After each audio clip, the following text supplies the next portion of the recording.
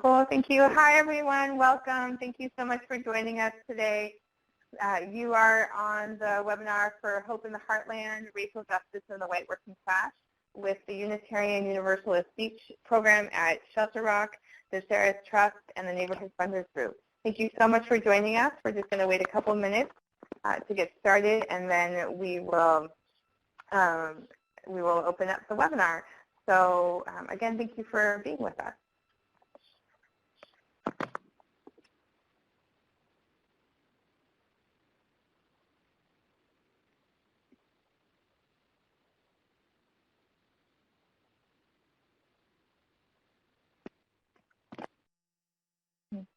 Hi, everyone. Thank you so much for joining us this morning. We're so glad to have so many people on the line. We have a very large registration list, so we just want to make sure that folks have time to log in before we get started in a couple minutes. Thank you so much to all of our speakers and our webinar hosts, the Unitarian Universalist Speech Program at Shelter Rock, Sarah's Trust, and Neighborhood Funders Group. This is Lorraine Ramirez with the Neighborhood Funders Group. If you have any questions and you're logged into the webinar platform, please feel free to chat us, and particularly my colleague Shannon. And the chat box is the lower right-hand corner if you're having any difficulties. In the meantime, thank you so much again for being on, and we'll just wait a couple of minutes to get started.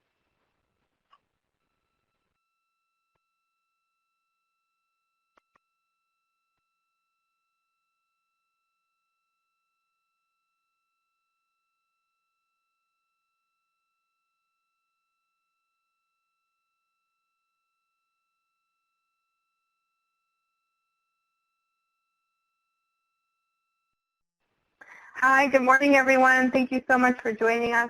This is Lorraine Ramirez with the Neighborhood Funders Group.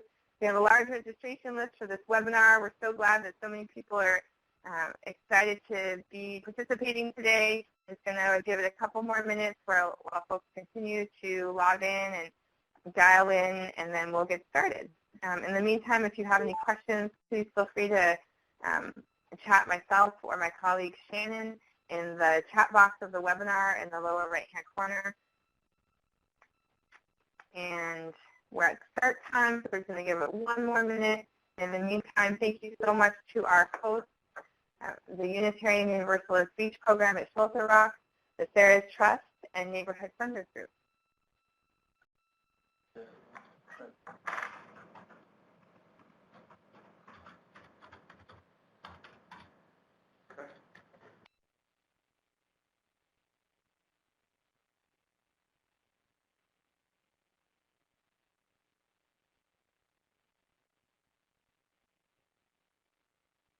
Good morning and good afternoon, everyone. Thank you so much for joining us for our webinar today, Hope in the Heartland, Racial Justice, and the White Working Class. It's just about time to get started. We're just going to give another 30 seconds while folks finish dialing in. We had a really large registration list, so we just want to make sure to get as many people, give as many people a chance to join us as possible before we kick it off. This is Lorraine Ramirez with the Neighborhood Funders Group. Thank you so much to our co-hosts, the Unitarian Universalist Speech Program at Shelter Rock and the Sarah's Trust. And if you have any questions during this webinar, please do, if it's for our speakers in general, please chat to us in the chat box in the lower right-hand corner. And if it's specifically about the text, please feel free, please do write to my colleague Shannon, and also in the chat box, and go ahead and ask us whatever questions you have. And with that, I will turn it over to Adriana, our Vice President of Programs and Neighborhood Funders Group, to welcome everyone into this webinar. Thank you so much, Lorraine, and thank you everybody for joining today's webinar. As Lorraine shared, my name is Adriana Rocha. I'm the new Vice President of Programs at NSG, and as a former member while at the New York Foundation, I'm really excited to have the opportunity to work with you all today and in the future. As most of you know, NFG places racial justice, economic justice, and organizing for community power building at the heart of all our work. Therefore, we know that many of you were looking for a better understanding of the election results post-November 2016. And we know there are many contributing factors, and today we'll be looking at the lens of racial justice and the white working class. So this is an area both where this lens and the post-election is where NFG members are looking to have deeper conversations, and we look forward to continuing this discussion with you all in NFG. This is a 501c3 conversation.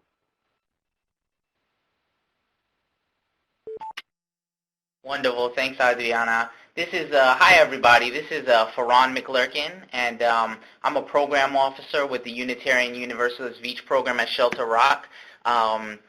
And we are really delighted to be co-hosting this event with Neighborhood Funders Group and the Saris Trust. And so I just wanted to thank them both first and just express how excited we are, one, to sort of hear what the panel has to say on this topic, because it really has just become clear to us that this is on a lot of people's minds. We've been hearing it in so many conversations with our colleagues, hearing it in mainstream media, hearing it in all the new forms of media, and so we're really just excited because we've seen so much happening with our grantees and with other folks that we thought this was an important conversation to have.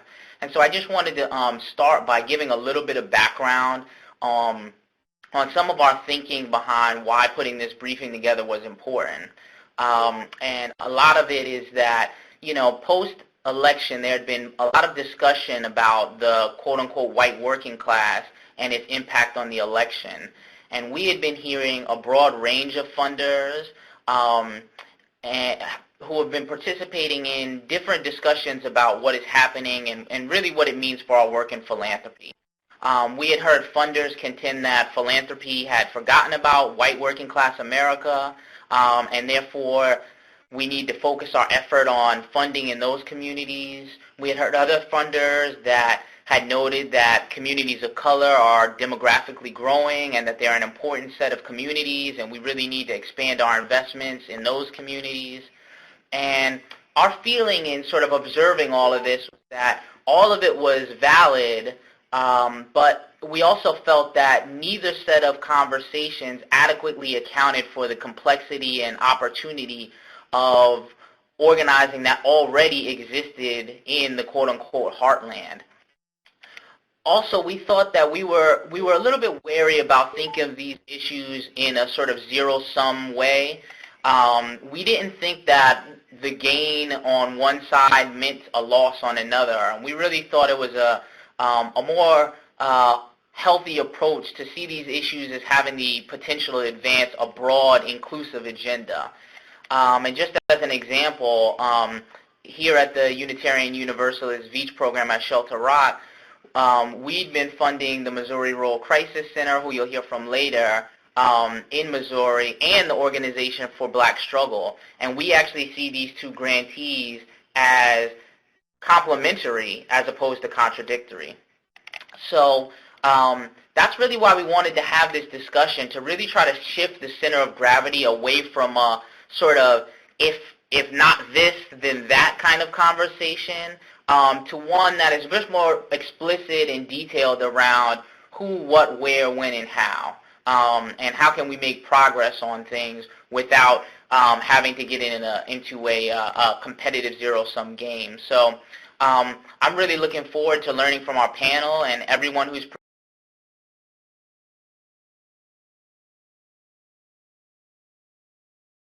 presenting today and participating. I'm looking forward to hear what other sort of people have been doing in this area, what our panel has learned, and then just having a really robust and rich conversation. So without further ado, I'm going to pass it to Tarso Ramos of Political Research Associates.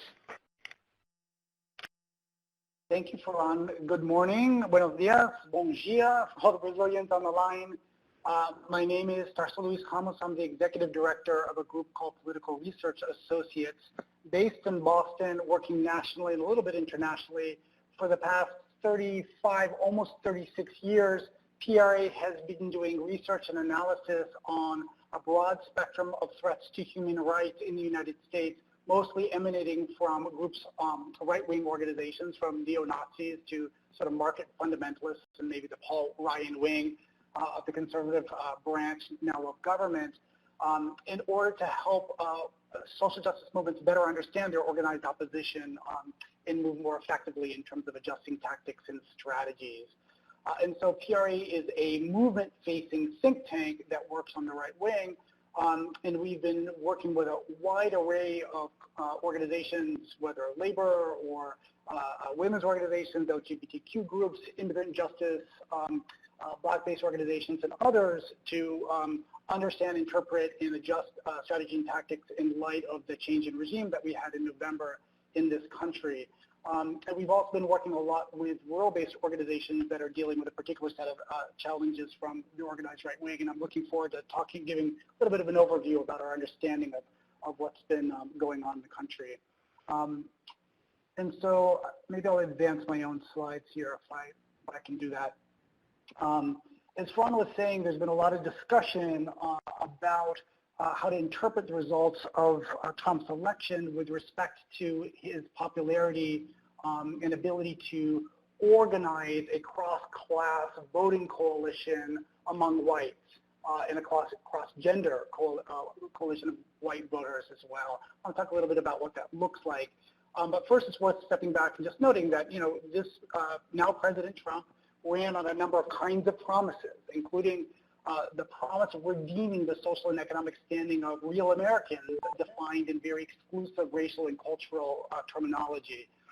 Essentially, for all of the chatter around it and the difficulty in mapping the syntax of his campaign speeches, there was a very consistent narrative throughout the Trump campaign, which is basically a racialized makers and takers narrative. The story basically being that liberal elites, sometimes Jewish, certainly in Washington, sometimes on Wall Street and bankers, are taking your stuff, the stuff of real Americans, defined in these exclusionary terms, and giving that stuff away, both your money, your taxes, your social status, to underserving and dangerous, dark-skinned, foreign, non-Christian people in exchange for their political support as a form of patronage. Again, this racialized makers and takers narrative, which put together two kinds of discussions that were very hot in the country and very hot among progressives, a conversation about economic precarity and a conversation about racial demographics and racial demographic change. On the progressive side of the ledger, those were largely separate conversations with a discussion around economic inequality, the 1%, 99%, a very powerful, even transformative kind of narrative. And then out of the not one word reported in the Black Lives Matter movement, a very resonant national conversation about persistent racial injustice and state violence, but not in the popular understanding connected to issues of economic stratification, precarity, and injustice. That package of race and the economy was tremendously successful for Trump, and particularly the narrative, the anti-immigrant narrative, was especially resonant among white people, and frankly, not only among white people.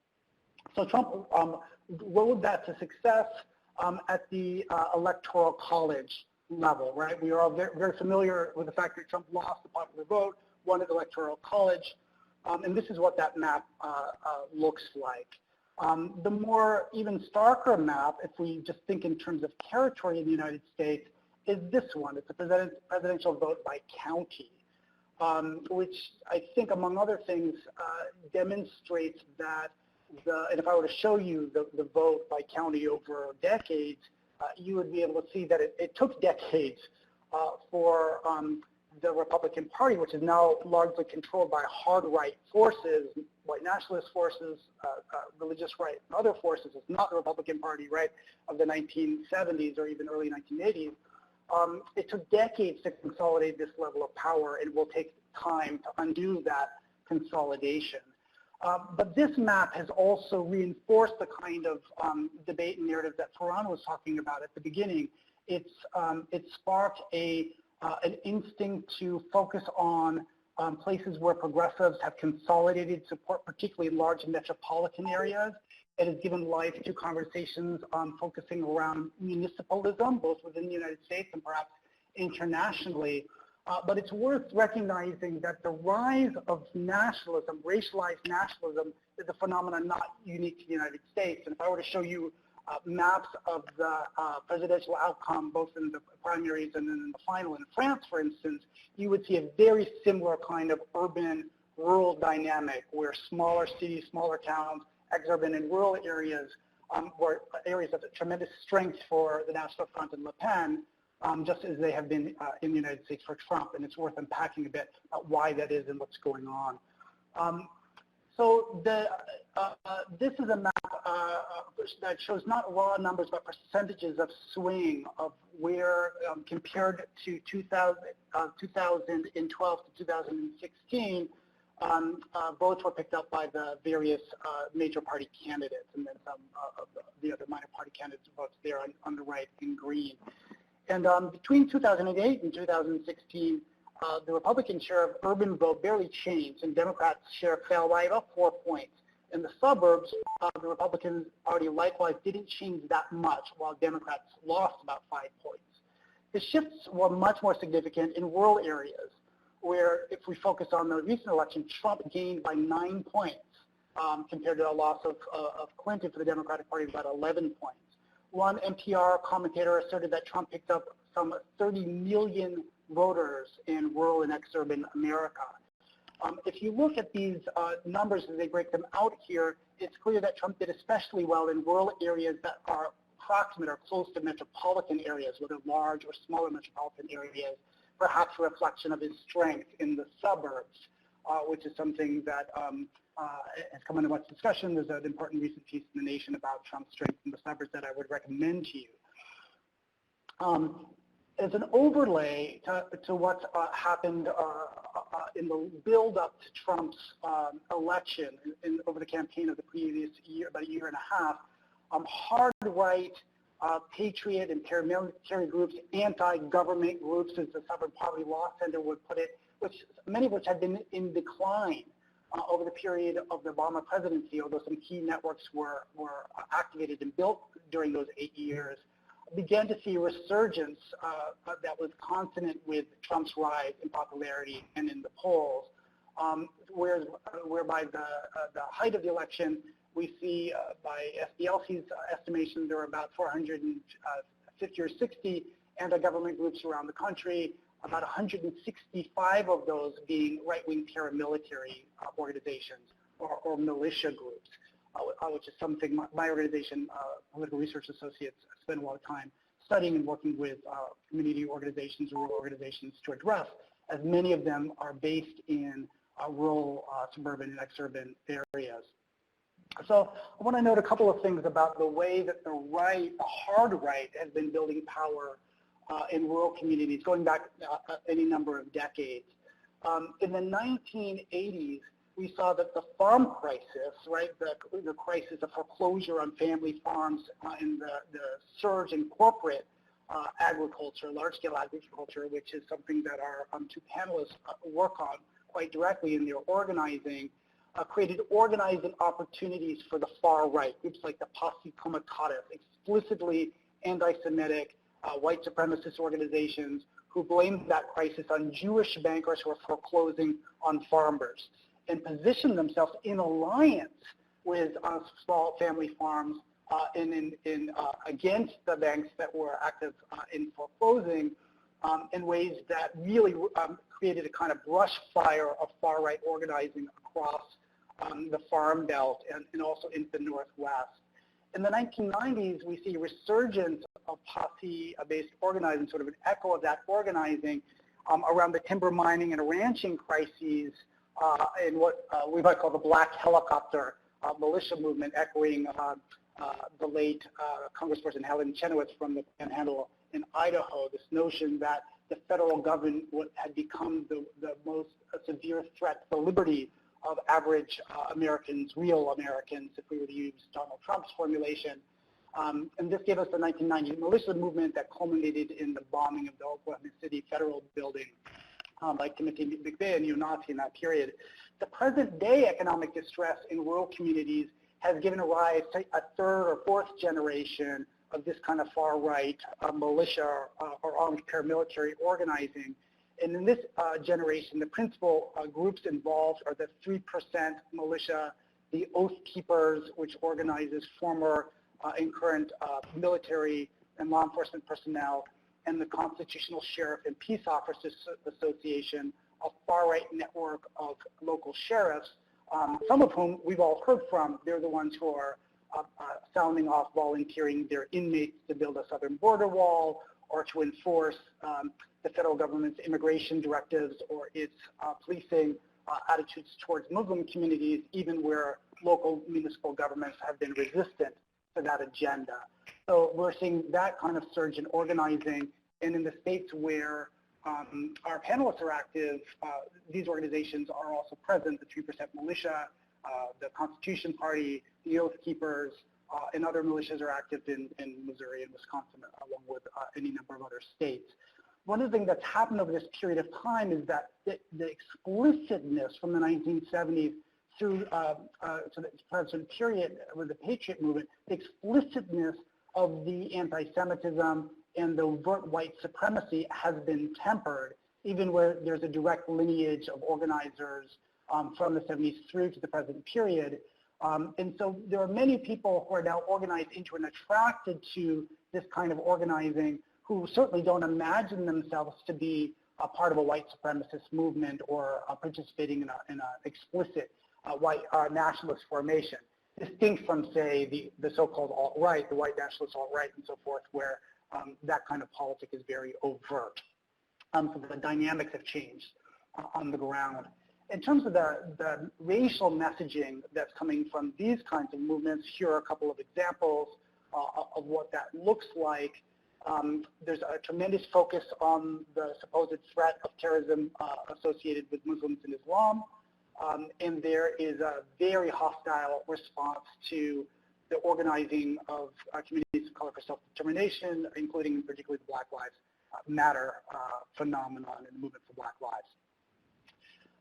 In terms of PRA's engagement with rural-based organizations, we've been in deep partnership with groups like the Rural Organizing Project in the state of Oregon, which saw an incredible resurgence in right-wing paramilitary organizing, culminating, as everyone now knows, in the takeover of the Federal Wildlife Refuge in Harney County, Oregon, in January of last year. But that work had been building for about a year and a half, and we worked with ROP and published not only an expose, but an activist resource kit for rural organizers who are facing that kind of intimidation and organizing. And I just want to say a couple of lessons learned from that process, not to focus on Oregon, but to draw out for purposes of this conversation. One is that even in a very progressive state, a so-called blue state like Oregon, where progressive Democrats have a very strong caucus, the Democratic Party controls the legislature, a self-defined progressive governor is in the executive office of government in that state, where progressives are able to move policy into government, are able to pass changes in minimum wage laws, are able to pass civil rights and hate crimes legislation and so forth. There has really been very little, if any, kind of progressive agenda for rural counties in that state. And so if I were to return to that county map where you just see that big swath of red, if I take that out of partisan terms and just think about the social and economic dynamic here, huge parts of the country and huge parts of even a progressive state have simply been ceded to hard-right organizing. In the case of Oregon, to the extent where in many places there is an economic crisis in local counties, there's not money for libraries, there's not even money for law enforcement. And when there's not money for law enforcement, you know there's an economic crisis for the state. There may not be 24-hour 911 service. If somebody's attacking you or breaking into your home in the middle of the night, there's literally nobody to answer the phone on the other end. And into that vacuum, far-right organizers have presented themselves as the solution, as the emergency response team, as the local law enforcement alternative, and so forth, and they position themselves as the defenders of traditional resource-based communities and economies, including in mining and ranching and so forth. And so I think that the tenor of the threat from the far right hasn't reached quite that pitch in places where our panelists are organizing. I bring that forward because there's a real danger that part of a progressive strategy that focuses primarily on municipalities where there's already a strong base of support runs the risk of organizing basically an archipelago, right, of progressive cities and strongholds surrounded by a sea of reaction that just cedes tremendous political and social territory to the hard right, including abandoning the tremendous work being done by progressive organizers in those places out of a notion that somehow those territories and people who live in them are somehow unreachable to us. And so with that, I just want to say that some of the key lessons that we've drawn and that we've been in conversation with rural as well as urban organizers around are these: the need to integrate progressives' work around race, gender, and the economy to bring our narrative about the economic crisis and the crisis of racial injustice into the same frame in ways that have not been very strongly articulated, at least in the context of electoral campaigns. A second is to accelerate the exposure of Trump's betrayals of many of his own supporters and to compete for those people. And we'll, I think, have some concrete discussion about what that looks like on the ground beyond sort of the platitude of that's something we ought to do. To be very explicit in denouncing racism and anti-Semitism and to drive those wedges the other way. There are many people who may not agree with all of what, say, my organization would believe, that find that kind of full-throated bigotry entirely unacceptable. The need to support challenges to white nationalist and patriot militia organizing, including in some ways especially in rural and suburban areas. The need for building cross-racial urban and rural alliances, including leveraging urban strength where it exists for rural support, and to establish very clear ground rules and principles for the non-legitimation of extreme federal, in some cases, state and local policy. And of course, to think about civic participation strategies that build the power of the long term for progressive constituencies. So with that quick, maybe lightning fast, a nutshell overview, I really am very excited to turn this over and introduce our panelists for this discussion today. And I just want to give the slightest bit of lead into this. You know, I was raised urban, I guess is how I would put it. But like many people, I'm only the second generation off the farm on both my Brazilian and U.S. sides of my family. And I spent a lot of years working the largely rural and public landscapes of the Northwest, Northern Rockies and the Pacific Northwest. And over my time organizing there, I found that there is a marked tendency in urban progressive circles either to write off small town and rural U.S. As a reactionary territory beyond reach, particularly on issues of racial equity, or on the other hand, to romanticize a notion of middle America along lines of the post-election nostalgia for the so-called white working class, a framework that would have us pivot away from confronting the surge in racialized nationalism, whether in urban or rural or small town America. And so I am thrilled to have Rhonda Perry with the Missouri Rural Crisis Center and Mark Schultz with the Land Stewardship Project with us today, who are going to talk about their organizing in rural areas, including the ways in which they're engaging predominantly white communities on questions of racial justice. So with that, I want to turn it over first to Mark and then to Rhonda to give you an introduction to their organizations and to their work. And once they're done, I'm going to pose one or maybe at most a couple of questions to get the conversation started, and then we're going to open it up to all of you. So that's our format. And with that, Mark, I invite you to take about 5 minutes to set us up with your work. I think this might be 10. I think we talked about 10 on this.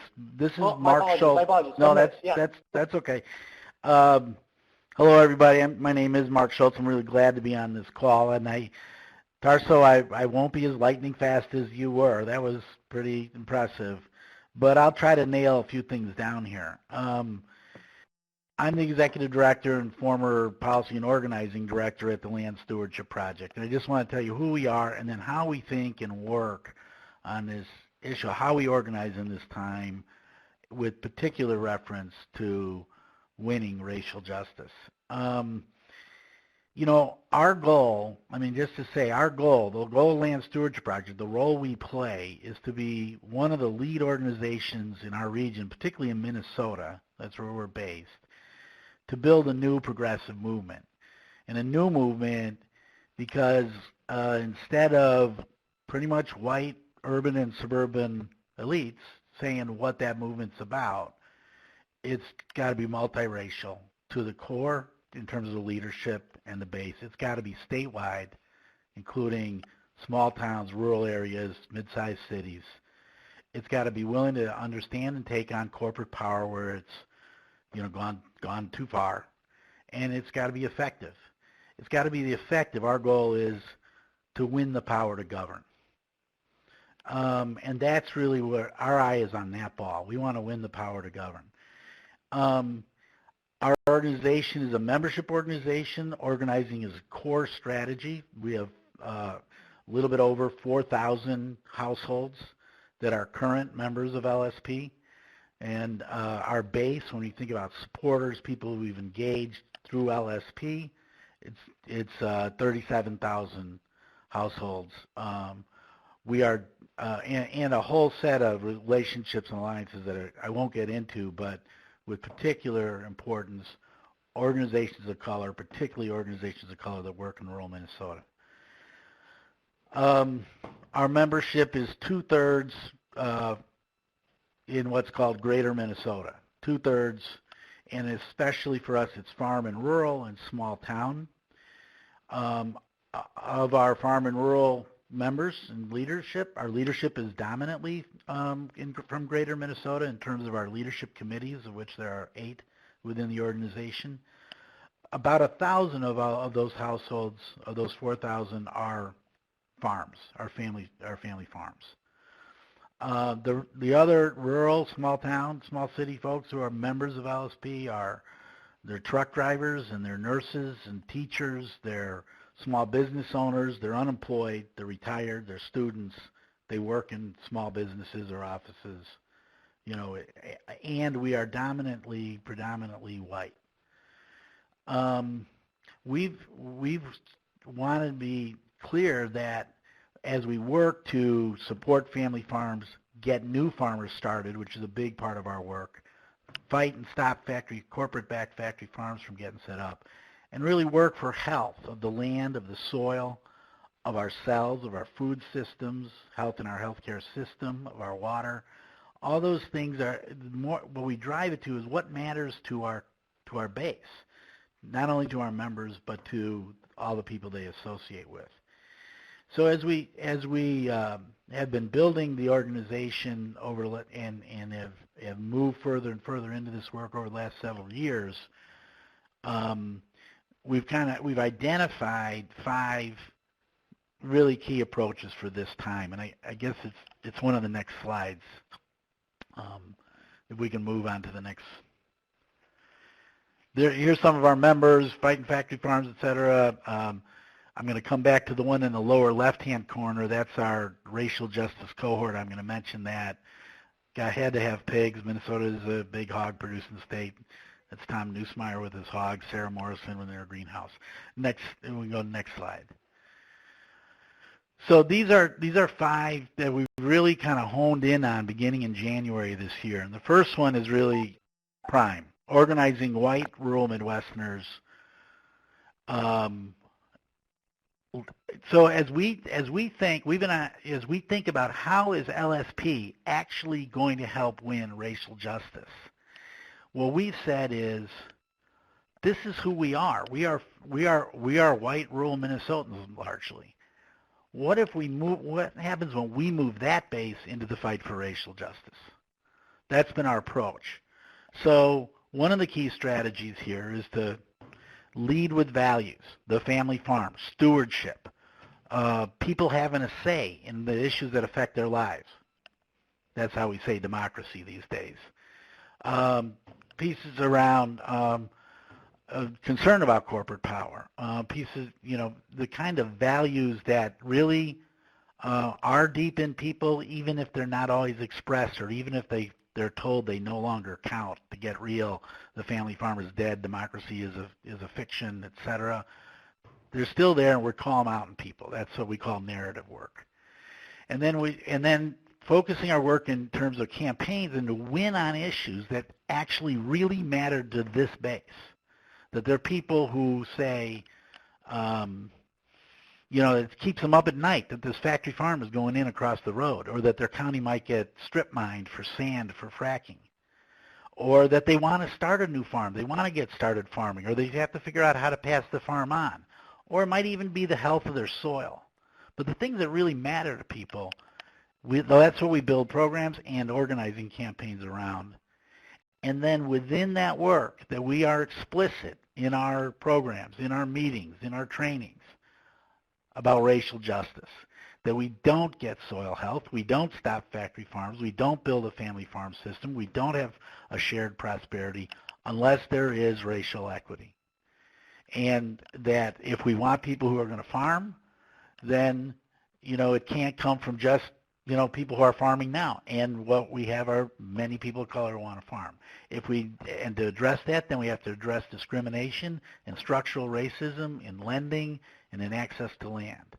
There's more to go on that, but those are the kinds of approaches we want to take.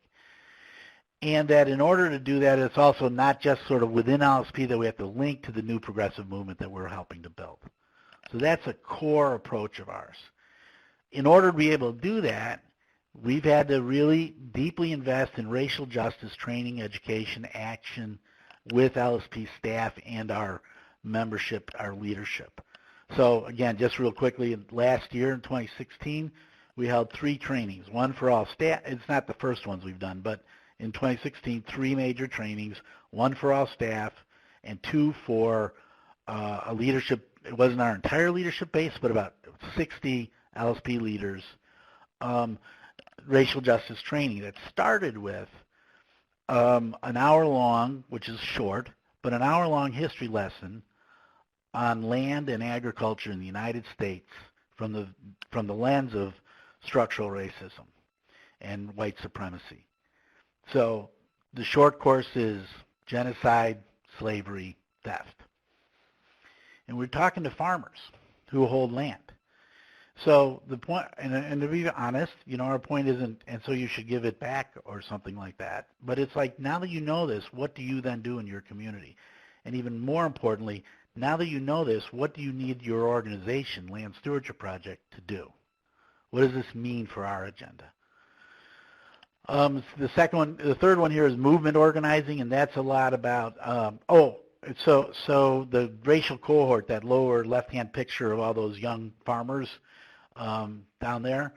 So they did 5 sessions just this past winter, finished about 3 weeks ago, because this is Minnesota, and meaning 3 weeks ago is still kind of winter. But these folks were in a intensive five full days of training through the winter, half a day amongst themselves. It's leadership development training. They were learning one-to-ones, etc., but with racial justice as the core. And the second half of each day was with an organization of color active in food and agriculture issues. So we focused this on the emerging leaders in the organization, young farmers. So that was the training. That's part of the training piece. The next thing was movement organizing. So how can LSP, as a predominantly white organization, if we're making strategic decisions, we need to be making them in multiracial spaces. So really getting much deeper into the fuller movement and strong relationships, particularly with organizations of color, is a critical strategy that, again, I can speak more to, but just to highlight that's going on with Native communities in Minnesota, with urban organizations, with worker organizations, etc. Another key strategy is that we would need to continue, and more so than we have, show up and stand with allied organizations and communities that come under attack. So an example of that, some of that is in direct action, or bringing leaders into the fray that way. But is the next slide, which was a letter I sent to all LSP members. It's kind of small there, but in January, about a week after President Trump issued the Muslim ban, oh no, it's not a Muslim ban. Guess what? It is a Muslim ban. That's what he said it was going to be, and he did it. And so we sent a letter. We didn't trumpet that this was not on social media. We didn't send out a press release. This was relational. We sent it to our own membership base, and we said why we're against it, and we attached our statement on racial equity, which our board had passed in 2010. And then I asked, I really laid it out, and then I asked people who disagreed, if there's people who disagreed with our racial equity statement or with this stand, to call me, and I gave them my phone number. And so I had a bunch of phone calls and emails. And I talked to every single person who called, and I answered every email, and I did some one-to-ones with people who disagreed afterwards to go to where they were in rural Minnesota and talk through this. Despite the fact I only asked for negative responses, the responses were about 2.5 to 1 positive. But we want to organize the base of people who are reacting against it, because that's the base we want to move. So, like, to actually engage and say, look, these are the real issues. Why are you going wrong on this Muslim ban stuff? So it's been a very interesting process. Again, if there's questions, I can talk more about that. And then finally, the last one has to do with really tooling up, particularly our staff and our core leadership, around how to respond when racist statements are being made in an organizing meeting or a one-to-one. So I would say we've moved forward with this. This is front and center in our thinking. We've done some of the training. We're doing some of the organizing, et cetera, and we're still also working to build this out. But it's the core piece for us. I can stop. I think probably I can stop there. Probably my time's up. Thank you, Mark. Yep. Yeah, and we'll have a chance to. I know folks are going to be eager to talk with you some more, to tease out some lessons from that work and follow you up. But let's do pivot here, and I want to invite you, Rhonda Perry, Executive Director at Missouri Rural Crisis Center, to Program Director, likewise to introduce yourself and your work there in Missouri. Great. Thanks, Tarso and Mark, and thanks everyone for joining. I am a fifth-generation Missouri family farmer, and I've been with the Missouri Rural Crisis Center for 27 years. That's why I'm old. Mark is old too, contrary to what he may lead you to believe. I think Mark and I have been working together ourselves for 22 years, so for decades, literally. MRCC, in some ways similar to LFP, but I would say Missouri and Minnesota are fairly different states and different landscapes. We are a statewide farm and rural membership organization as well. We have around 5,000 member families. We were sort of born out of the farm crisis of the 80s that Tarso talked about earlier. So we're 32 years old as an organization. We tend to be white, very rural based. We don't have a substantial number of members in our urban centers in Missouri, although we are growing that, but our base still is very rural in nature. I think, we should, if you could flip to the next slide, that would be great.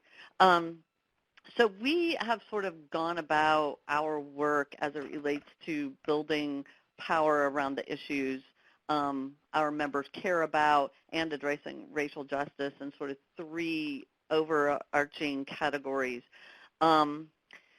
We represent people from some of those very rural areas that Tarso also talked about that really lack significant infrastructure, including fire and police. Until a few years ago in my own town, we had solely volunteer fire departments. We have a post office that's now only open a couple of hours every day. Sort of major pieces of infrastructure have not really happened in rural Missouri, and those are some of the very places that we have some of our largest base of members. It's also a place where a big key part of our membership comes from when corporations try to take advantage of rural areas and rural people. And I'm just going to go through these three a little bit and then go to some photos. And these are sort of very broad three components of how we work on these issues. One, really organizing, as Mark said, on the issues that matter to the people in our membership, to rural families in Missouri, the things that directly impact their lives that they care about. That has tended to be things like family farms, not factory farms, access to clean water and clean air, local control. I'm just going to go through these real fast, and then we'll go to the slides. Clean water, clean air, good quality food, and challenging corporate control of agriculture. The second sort of dynamic has been directly identifying excessive corporate power. I'm sort of back to the first slide, Shannon. Directly identifying excessive corporate power, the role it's playing, and at the same time lifting up a pro-democracy frame, meaning everyone is in and no one is out. And the reason that pro-democracy frame is really important in the work that we do, whether we call it democracy when we're engaging in it, is important is because I feel like our members and our base has definitely identified corporate power as a major problem and sometimes the problem. I think that where sometimes that can lead is that, oh, corporations control the government, so there's no point in engaging. There's nothing we can do, nothing we can say. And so our ability to create actions that people can take to literally engage in democracy has been an important piece of the corporate power. Being explicit about racial justice in our work, I'm going to get to that here shortly. I think we have had a little bit of a unique sort of way of addressing racial justice since our inception. So if you can flip to the next slide, Shannon, that would be great. So the issues, as we said, that have really been identified by our people are everything from rural health care to local food to factory farms to fighting for clean water and local control. And when you think of it, like those are the issues that make total sense for our base of people. Where do they put factory farms? They tend not to put them in the middle of St. Louis or Kansas City or Jefferson City where our capital is, but instead definitely bringing these exploitative, non-sustainable types of industries to rural Missouri. I feel like people have definitely stepped up. It's where we get most of our base and engagement is from identifying this work around the things that actually directly impact people's lives every day. The other thing to keep in mind is that farmers and people who are rural landowners in our state and in our country, I mean, every day they are on the front lines of determining whether or not our water is polluted or whether or not our air is polluted and what is going to be left of our land for the next generation. Like every single day when we wake up as farmers, we make choices that really are going to determine what the future of our land and water looks like. The next slide relates to really identifying the corporate power. In recent years, that has been, in the last year, it was really around issues like factory farms, but also things like the TPP. But in response to that, we have demonstrated and created ways that people can engage around those issues. It can't just be about corporations are bad and corporations are evil, and they are, and that's a key piece of everything we do. And it's not that the government is who's the enemy. It has to be that we are capable of identifying who is the real enemy of the problems that we have, and if those are corporations, what we are demanding to change of those corporations, and how we use the fact that we understand that if it's corporations that are the problem, then it's not the people who live in St. Louis that are the problem. All of us are really being impacted by the bad policies and role that corporations play. And the next slide, which is really, it's the next couple of slides really, just demonstrate sort of how our organization has gone about for the last 32 years, working in rural Missouri with predominantly white members and farmers and rural folks as our base around issues that relate to racial justice. And so this first piece really goes back to 1985 in the forming of our organization. And as you can see, some of the things that Tarso brought up earlier about people thought the reason that farms were being illegally foreclosed on. And we should keep in mind, 1985 in some ways was similar to where we are now. We had Ronald Reagan in office, but we also had people from the government in suits literally physically foreclosing on farmers' farmland illegally that have been in their farms for generations.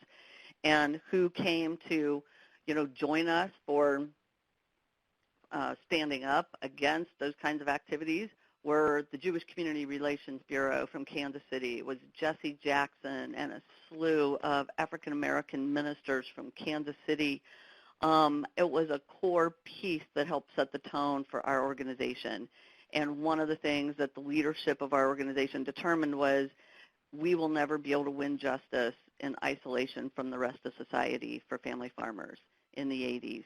And we really took those long-term relationships and have maintained those, grown them, and built them. And we have really made, I think, racial justice a core piece of our program work. So we didn't decide that we were going to just do our work over here and then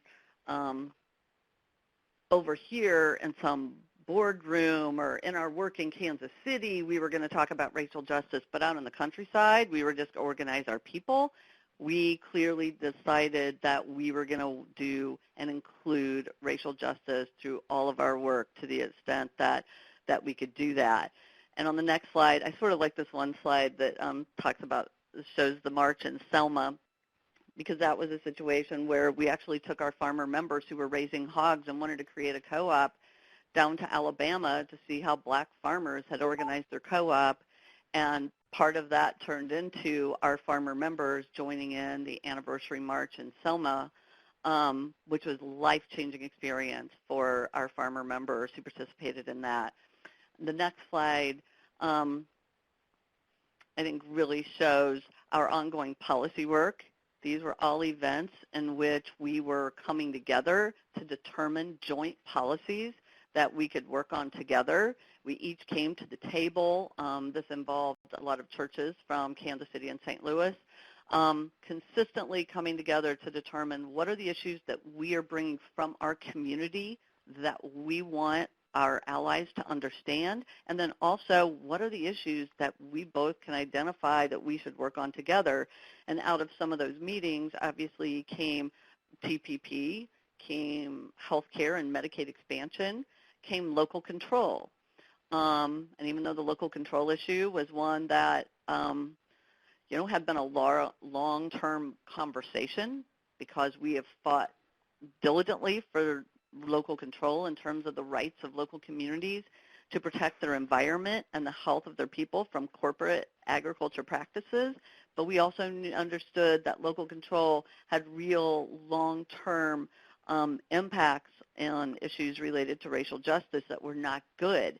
And so those conversations made the difference in terms of how we talked about these issues and how we worked on them. In the last slide, this is sort of work that we have done just in the last year. I think, can you flip that slide, Shannon?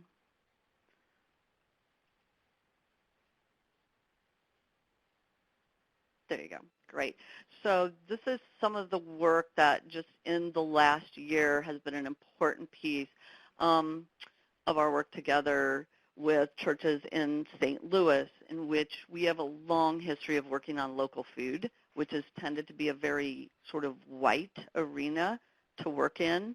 This is an issue. It was a place where we were able to really say, how can we do this bigger, better, and with our allies and our friends in ways that bring together youth and families from Ferguson in particular, from the Black Lives Matter movement, with youth and families from rural Missouri around agriculture, about learning about raising food and farming, about cooking food, about coming together around food, and about the real issues that affect folks that live in urban areas and rural areas. It's been a really powerful way for us to do this work. I feel like there's a couple of things that make that a little bit different. And I think it's important to note that really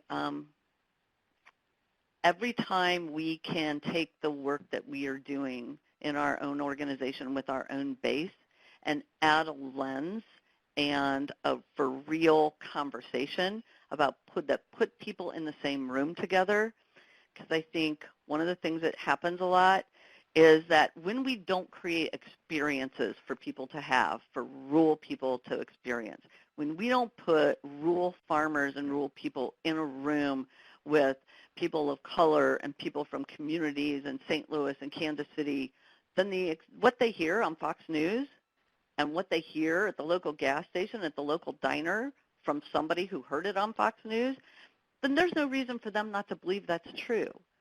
But when we create experiences that makes them think, well, that's not really the experience that I had, and that's not what I heard from the people who came together with us, whether it was at the farm crisis of the 80s and standing on the courthouse steps with us, or the people that taught us how to create co-ops from Alabama, or the people who really came and worked with us to stop factory farms in our communities.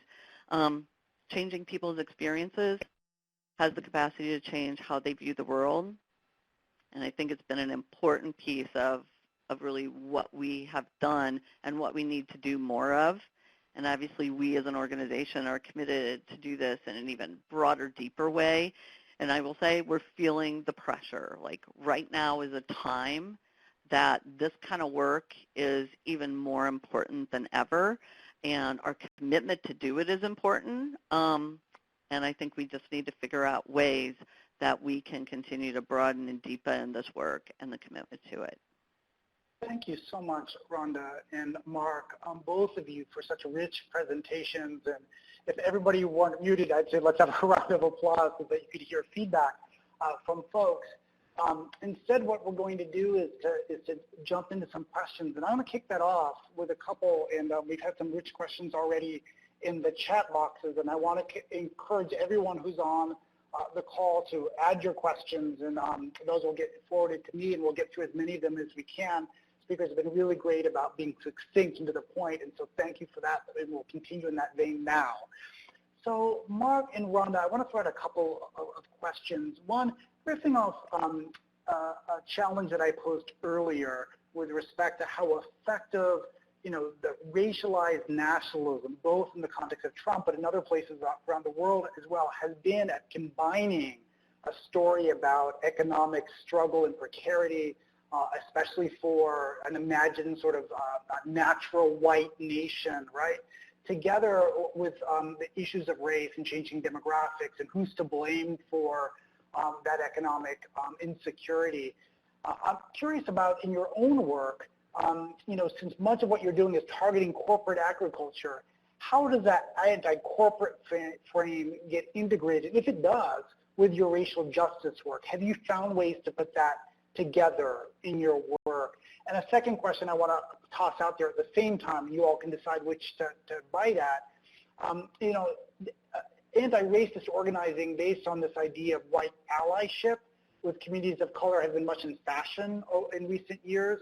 And I'd like to ask you, and some folks in the chat would also like to ask you to talk a little bit more about your approach to building relationships and power across racial, ethnic, national, religious boundaries, in terms of the intentional ways you go back about that. And Rhonda, you were talking about some of that, and Mark, we would invite you to engage in some of that as well.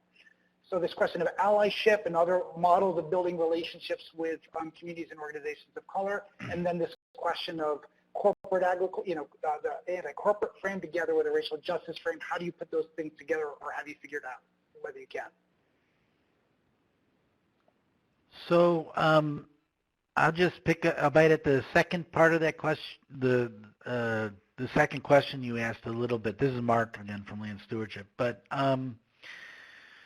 and I saw a question about like how are you aligning and building relationships with organizations of black and brown people in urban settings.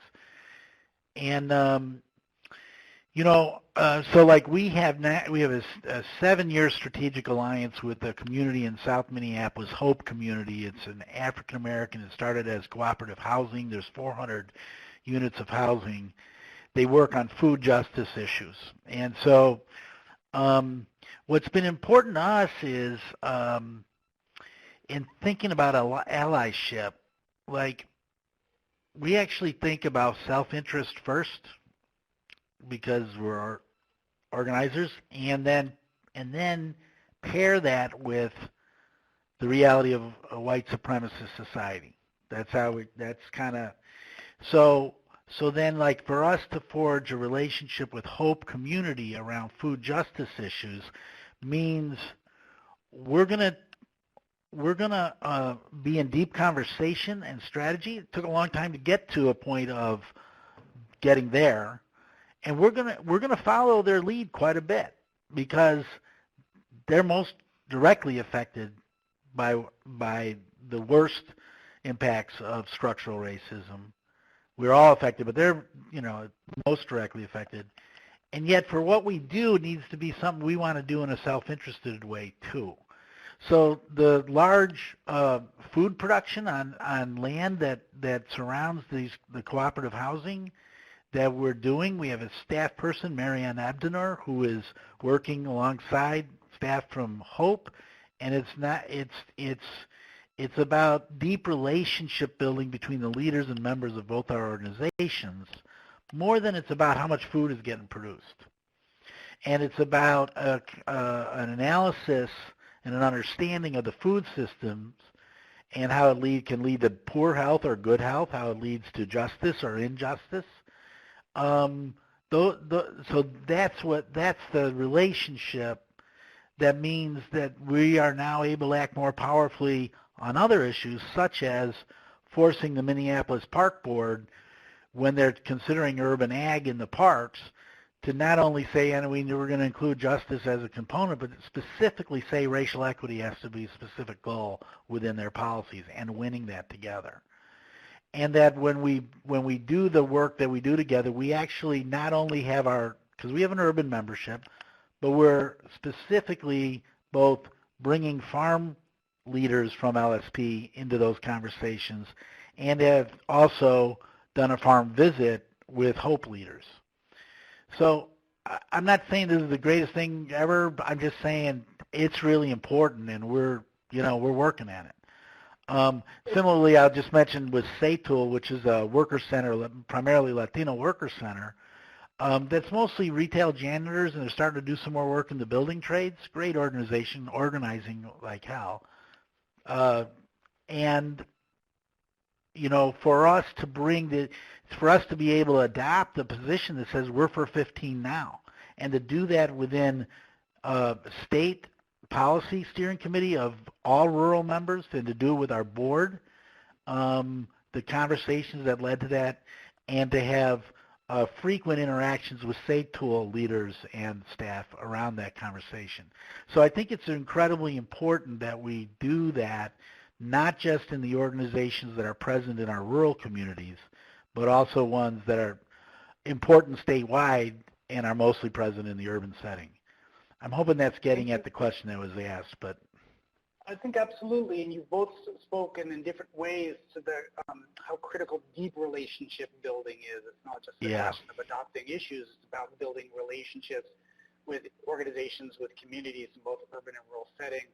Rhonda, I'm wondering if you would care to take a bite at this question around the anti-corporate frame in the racial justice work, and if there are ways in which those things get woven together, or whether they're fairly different kind of education and organizing processes for you all in Missouri.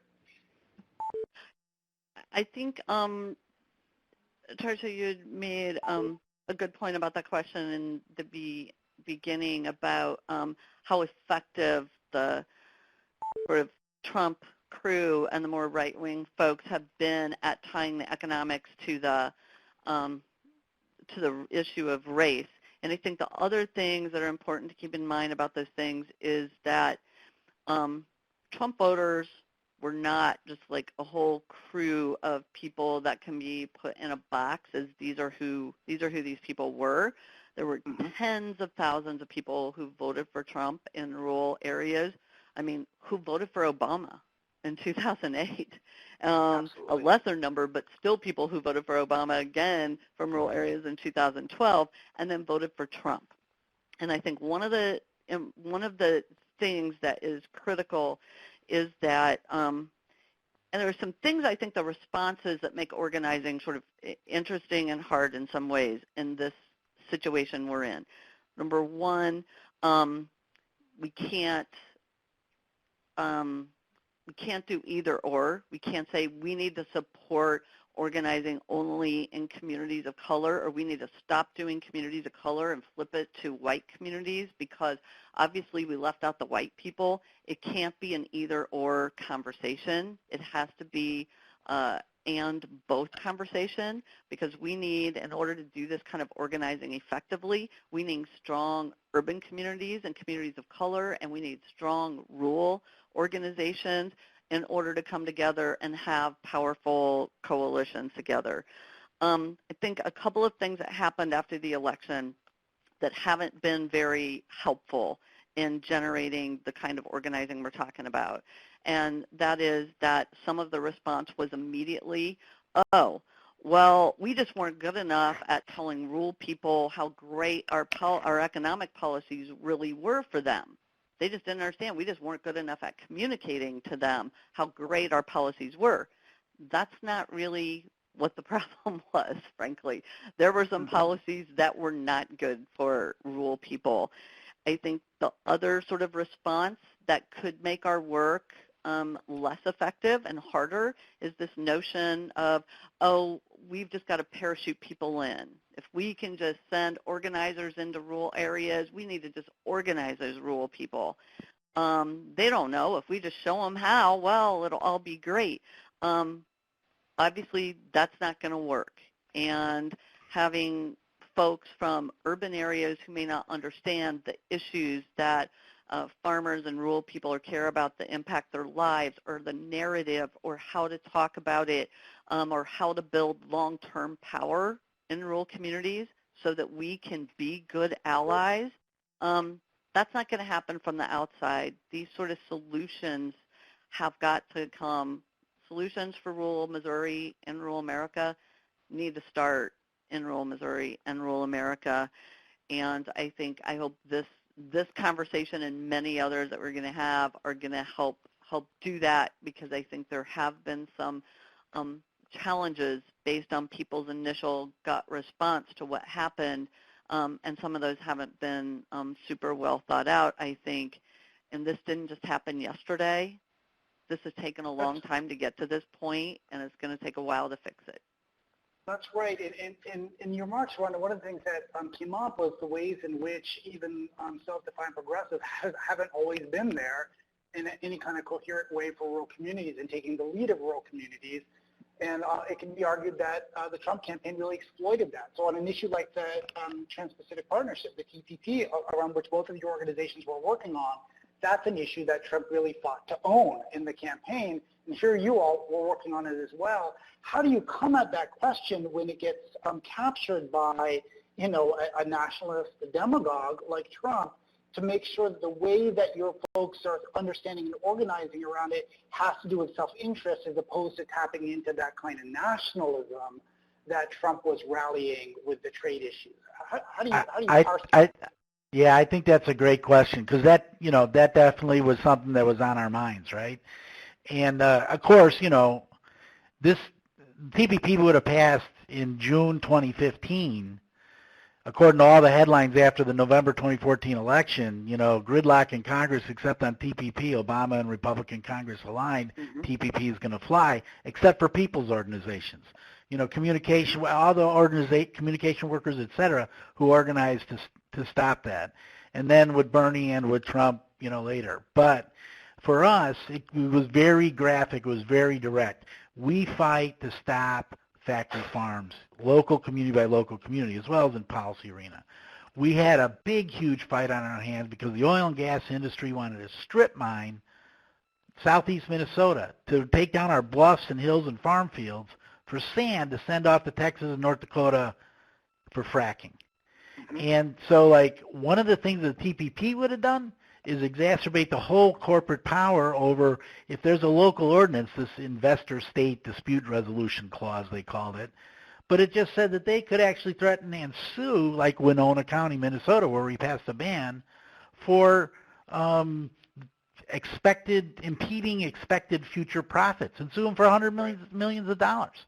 So we made that the issue, and said, if you're against frac sand mining and tearing up all the strip mines all across this county and this region, then you need to be against TPP, because you don't want corporate power. What you want is people having a say for their own well-being. And by the way, our allies on this are people who have fought and won earned sick time in the cities. And this kind of thing is also, and here's some of the groups that we're aligned with on that issue, why we support that. What we need are people in their communities doing what's best, what they know is best for themselves and their community. And that stuff worked. And then when they took it out of the lame duck session, we sent out a statement and we said the same stuff. I mean, and then when President Trump took us out of TPP, day 1 or day 3 on the job or whatever it was, we also did a statement and did some media, and we said he did the right thing because that's what the people wanted. And we kind of, we felt like that was because we have people in our base who voted for that guy. So we're not going to say he did the wrong thing because he did exactly what we wanted him to do. But we never tied into that message, and we were explicit about the corporate message and the pro-democracy local communities message. And really that stuff worked. And so time is running a little short. I want to pose another question.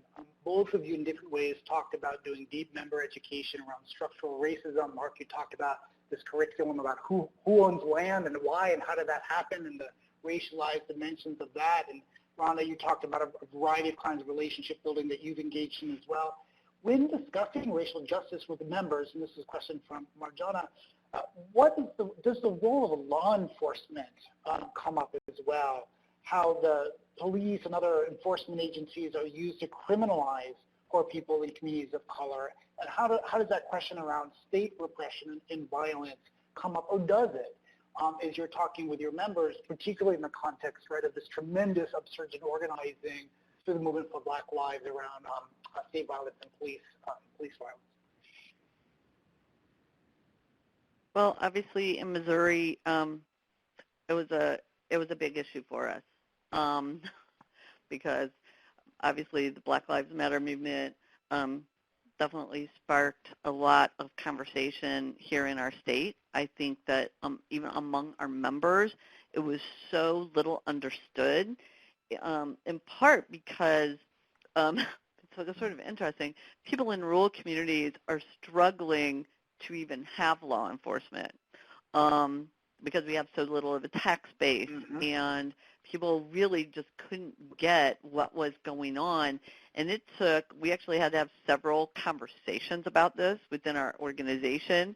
We did a lot of outreach. We held racial justice workshops at all of our annual meetings and each of the meetings that we had that included those conversations and brought people in directly from Ferguson in particular, because it was such a hot place that people had all heard about in the news but had no concept of what that meant to people from Ferguson and what it looked like.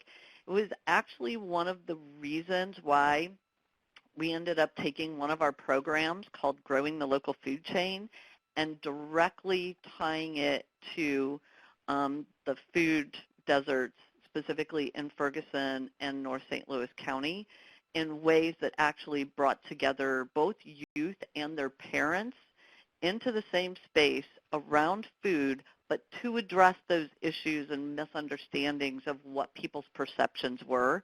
And so people weren't just talking about, oh, those people from Ferguson are protesting.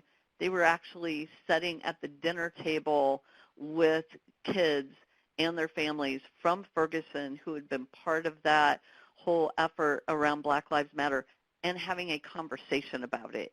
And again, I just have to come back to, there are some times when we can hold trainings and PowerPoints to talk about things. And there's some times that we just need to increase our capacity to bring people together in the same room to share those experiences so that when people go back out into the world in rural Missouri, they're going there having had a conversation with somebody that they now know something about and that they had something in common with, who just came from a situation that was really about law enforcement and about abuse of power. And I think that was one of the most important pieces that we were able to do around our work in local food in the last year, was really address that issue. Thank you, Rhonda, for such a concrete example. And I just really want to thank you both for the work that you do. In a second here, we're going to move to any final thoughts or comments that each of you would like to make before we start wrapping up this call. So as you're gathering your thoughts, I just wanted to observe that I suspect that probably most of the folks who are on the call today, myself included, are calling from major metropolitan areas and wrestling with questions about organizing and social change strategy in this very changed national political landscape that we're all contending with. I'm wondering to what extent in Missouri and Wisconsin and with the other kind of networks of organizations you engage with in other parts of the country that are doing rural organizing, to what extent you have found that progressives in metropolitan areas are engaging with and supporting your work in finding common cause, whether around statewide legislative strategy or other kinds of things, or to what extent you are on your own and building those relationships perhaps with local grassroots urban-based groups, but not really with progressive forces that have more capacity perhaps at the state level. So whether you decide to address that or not, it's entirely up to you. You've got a couple minutes each to share your closing remarks for folks on the call, and then I'm going to turn it over to Farhan and others to talk about next steps. Well, I'll start and I'll keep it short. In terms of that question, Land Stewardship Project, myself personally, was part of organizing a new organization in our state 11 years ago, Take Action Minnesota, with the express purpose of building that new progressive movement, multiracial, statewide, really fully engaging statewide, willing to take on corporate power and effective to build governing power. That doesn't mean everything's smoother than silk, but that conversation is engaged regularly in this state through the alliances built sort of with Take Action as one of the hubs. The second thing I would say in terms of a closing comment is more along the lines of, we all, I said the thing, we're always thinking about from the ground up. And the thing about understanding how we build a progressive rural narrative, how we build a permanent progressive rural base, and how we use campaigns to accomplish those things so that we actually are building power that connects with urban and suburban constituencies. The thing we always have to keep in mind, and just so everybody knows, I'm not a farm kid. I'm from the south side of Chicago. That's where I'm from. I've been organizing in rural Minnesota since 1987, but that's where I'm from. So I had to learn this lesson time and time again. We don't know. Urban progressives, we don't know. We cannot say this is what the narrative should be. This is what the issue should be. This is how you're going to build that base. It must come from the ground up. We have to have the organizations that are based and that are able to do that organizing, and wherever that is. That, of course, goes true for every community we can name. If we believe the people directly impacted are the ones who are have to be able to name the problem, come up with the solutions, and build the strategies to make the change, and that is true for rural America as well. And, that's what we're committed to. Thank you, Mark, for underscoring with such clarity those values and first principles of organizing. Rhonda, last remarks from you. That was really good, Mark. I think that really summed up quite a lot of things about what we hope to see and what we hope to do in the future based on from the ground up work. I would just say I think this is going to take a big commitment. Some of the things that I named earlier were some national groups, sort of a knee-jerk response to what happened, and we keep referring to it as what happened in November. This didn't happen in November. This has been happening, and people sort of who are even our allies in some regards haven't always been listening. Like the anti-corporate message, the economic issues that we're facing rural communities was not really being heard. And the response was, we need to just keep telling rural people more about what we're doing for them that is so good economically, and they weren't listening. And I think so it's not just like since November. It's been going on for a while, and we're not going to fix it with like some easy response. Oh, let's fly some people in. Oh, I think we can just win without all those people in the middle of the country. Or let's just communicate with them more about how good our proposals are for them. I think it's going to take a big commitment for us to move from where we are to where we all know that we want to be on this issue. It's going to take commitment from the groups who are on the ground, like us and many other organizations who are doing this work in rural communities across the country. It's going to take work from our allies in the progressive community who really want to understand and know how we can win and how we can work together in ways that are going to be conducive versus like we'll tell you what you need to do in rural America and think that it will work. And it's going to take commitment and resources from all of us to make this happen, because we know it would be a lot easier if we just kept doing the same thing, or we kept doing the things we know, the familiar sort of organizing that some people know and feel comfortable with, particularly on the urban side. It may be easier, but it's not going to be a winning strategy. And I think we are really committed organizationally, but also with the groups that we work with. So number one, really dramatically expand our organizing of white rural people around the issues they care about, and in arenas in which we can change the narrative from one of hate and blame to one of we can do this together and take it on together, and to ensure that we continue to be able to expand the opportunities of putting people physically in the same place together around issues they care about, and changing people's experiences about people that don't live where they live or look like they look.